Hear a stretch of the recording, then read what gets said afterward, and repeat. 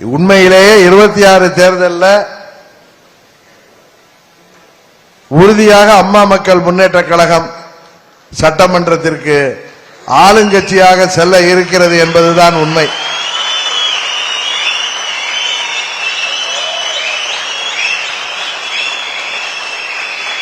ஆளுங்கட்சியில சட்டமன்ற உறுப்பினர்களாக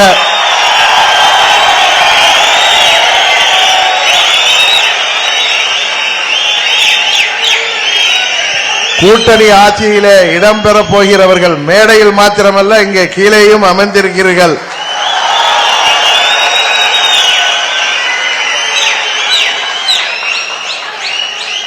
செயற்குழு உறுப்பினர்களாக மாத்திரமல்ல, பொதுக்குழு உறுப்பினர்களாகவும் இங்கே அமர்ந்திருக்கிறீர்கள் என்பதுதான் உண்மை.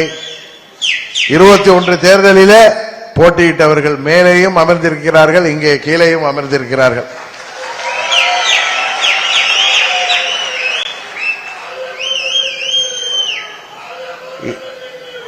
இந்த தேர்தலில் நாம் கை காட்டுபவர் தான் தமிழ்நாட்டின் முதல்வராக வர முடியும் என்பது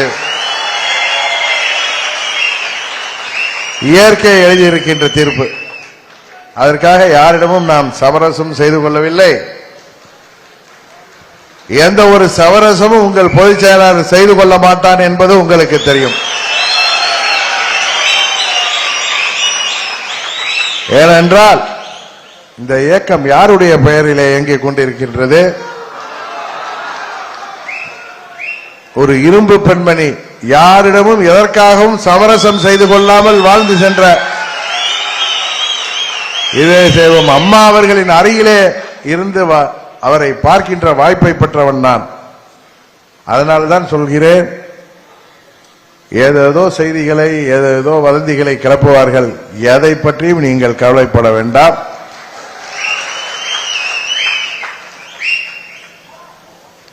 நமது உயரம் நமக்கு தெரியும். நாம் நீங்கள் எதிர்பார்க்கின்ற அளவிற்கு எனக்கு தெரியும். உங்கள் மன ஓட்டம் எனக்கு தெரியும்.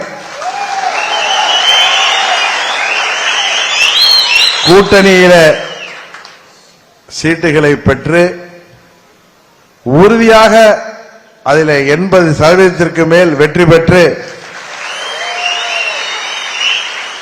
சட்டமன்றத்திற்கு தமிழ்நாட்டு மக்கள் நம்மை அனுப்ப இருக்கிறார்கள்.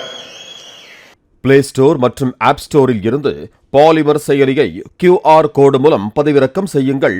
செய்திகளை உடனுக்குடன் பெறுங்கள்.